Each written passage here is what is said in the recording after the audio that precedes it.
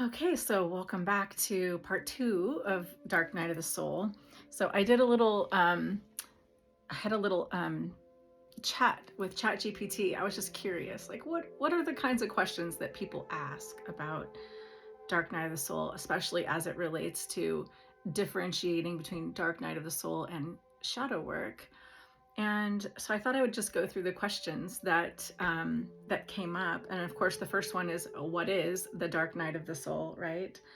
Um, I think sometimes people get worried because they think that maybe it's pathological, or maybe it's like a depressive episode, which it can definitely be confused with. And I talked about that a little bit in the last video. Um, and I think it feels that way because, especially if you're someone who is used to having some level of spiritual connection, the dark night of the soul can feel like you've been just utterly cut off from your spiritual connection. And it's the best word I could use is untethered. You feel untethered. But I'd like to share with you just a little bit about my perspective on that maybe can maybe help it feel a little less scary. Um, One of the biggest differences between Dark Night of the Soul and shadow work is the idea of surrender versus integration. So when we're doing shadow work, we're integrating parts of self. We're asking parts of ourselves to come up from our subconscious or unconscious material to arise to the surface so that we can see it and love it and integrate it, right?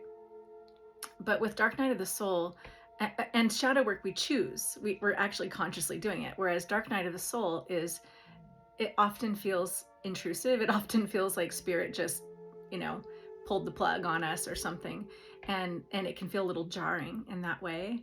But what I can say is that Dark Night of the Soul is um,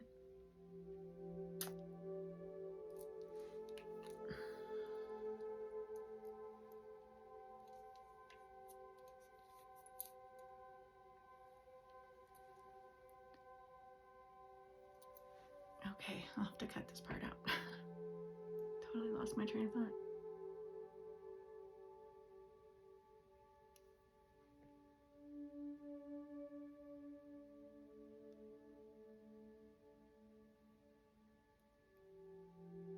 Untethered. Okay.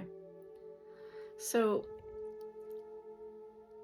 Dark Night of the Soul can make us feel really, really untethered from our source, from our connection, and it's a really important unraveling.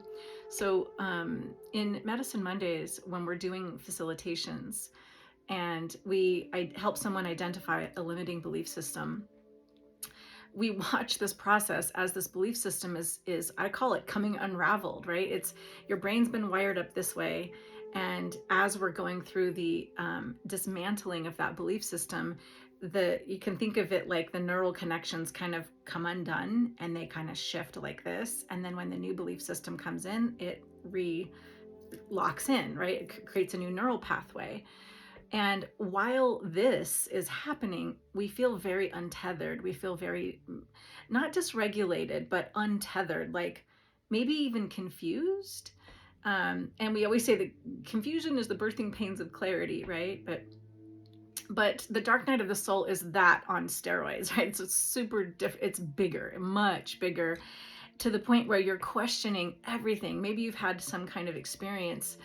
Maybe it's been a significant loss in your life. Maybe it could literally just be a spiritual crisis, like an existential crisis, where your mind, all of a sudden, you just don't believe the things that you used to believe in for whatever reason. And because that's what has structured you and grounded you in this world, you're it's a little scary because everything that you thought was your reality is no longer. And that feels more like Dark Night of the Soul, right? Where you're really questioning everything. And I think it's a really important part of spiritual development. Even if we're raised in a particular religion from birth and we grow up in that religion, and even if we choose to stay in that religion for our entire lives, there comes a point where you have to take a step back and question, because you've been indoctrinated into that religion. You've been brought up in it, and you could even say you've been brainwashed into it, right? And you believe it because your parents told you that you should, or you believe it because your pastor told you that you should, or you believe it because society says you should. And at some point we have to disconnect from the should and reconnect from a place of knowing, and reconnect from a place of trust, and reconnect from a place that comes from inside rather than outside. And in psychology, we call that the external locus of control versus the internal locus of control.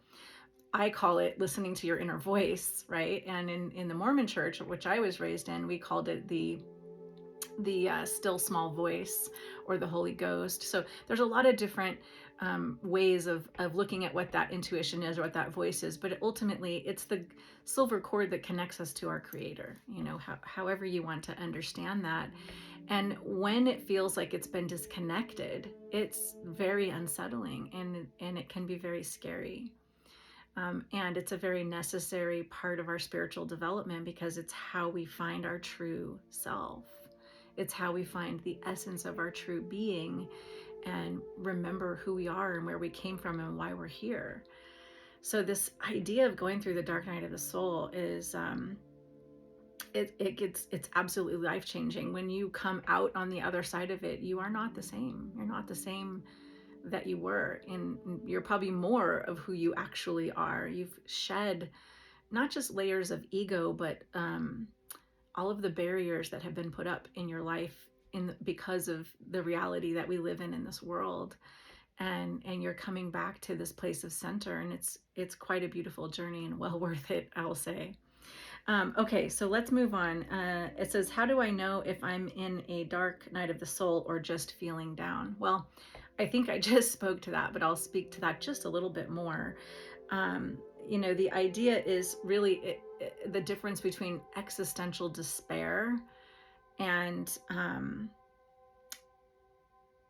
really just taking care of everyday things that need to be purged, right? It is part of the natural stage of spiritual development, but it's really I would say it's just the size of it, right? Even if it's just feeling down, the habit that I would like for us to get into here is, when you're feeling down, when you're feeling triggered, when you're feeling disconnected, to pause. And as Dr. Ruby says, to breathe, ground, and settle into our bodies, into our minds, into our hearts, and train yourself, instead of sweeping it under the rug, instead of avoiding it, instead of just getting busy with life, to slow down and pause and reflect. And I know sometimes that can be really hard to do, especially busy parents who work full time and all the things. But, this work, if you make it your priority, it will change your life in the most beautiful, joyful ways possible. How long does the dark night of the soul last? Well, okay, so that the magic way of saying that would be, it depends. Right? It depends. I would have to say, for some folks, it could be a few days, it could be a weekend, it could be years. And the only time I've ever seen it last years is when people are really digging in their heels and really in resistance to it.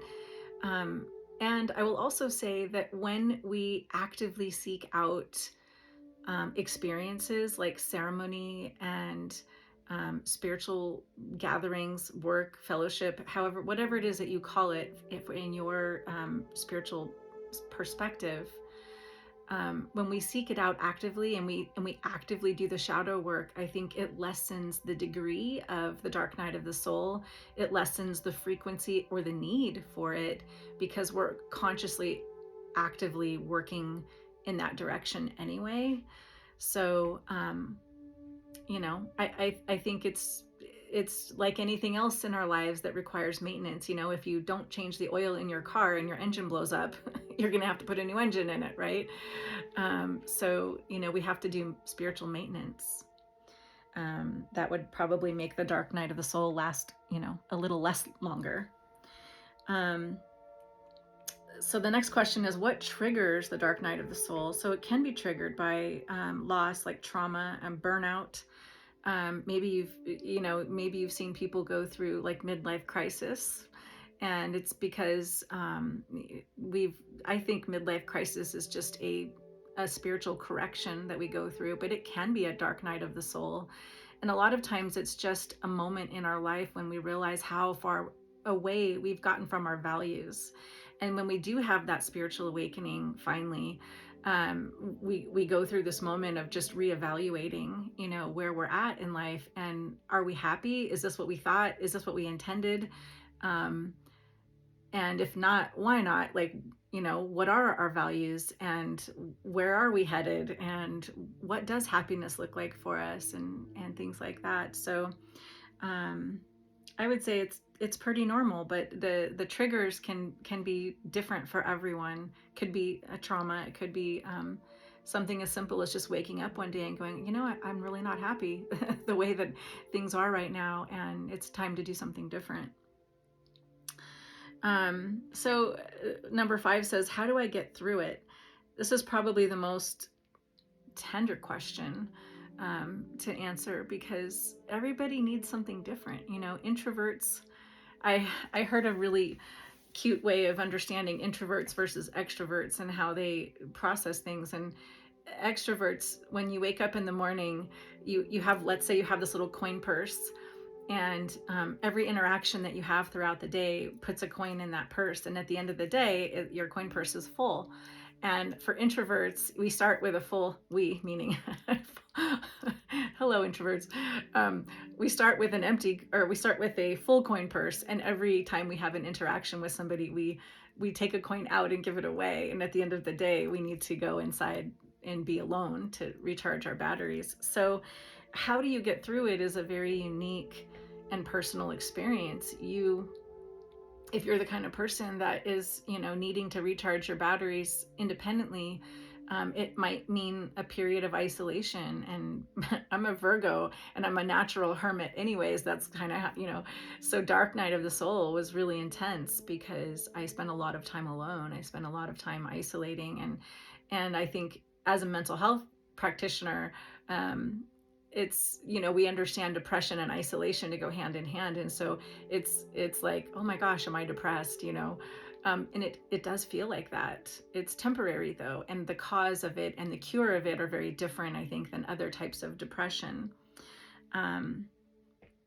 Again, going back to my therapist back in my 20s, Virginia Rose, and she said that depression is an opening. It's a feminine energy. And especially for women who tend to take on a lot of masculine energy. If you work full time, if you're running a family and you're doing all the things, you can be feminine, but the masculine energy is that going and doing energy, whereas the divine feminine energy is that receptive, opening, soft, creative, flowy energy, right? So so getting through the dark night of the soul, definitely, at some point you're going to need community. At some point you're going to need somebody who's been through it, who can help you hold the lantern, if nothing else, right? Just to hold the lantern and let you know, like, hey, this is normal. You're going to get through this. You probably don't need an antidepressant to get through it.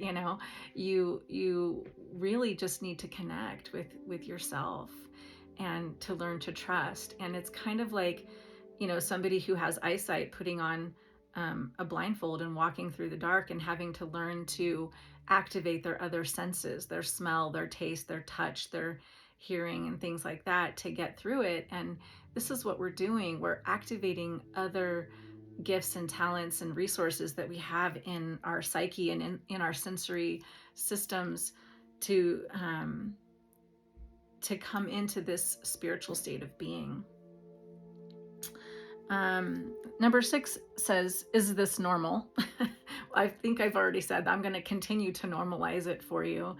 Yeah, I think it is normal. And I think sometimes people wonder if they're broken or crazy, or, all of the things. And I can say, no, absolutely not. You are not broken. You are returning to yourself, and you're not crazy. You're having a moment of spiritual confusion that is a very important developmental milestone for you spiritually.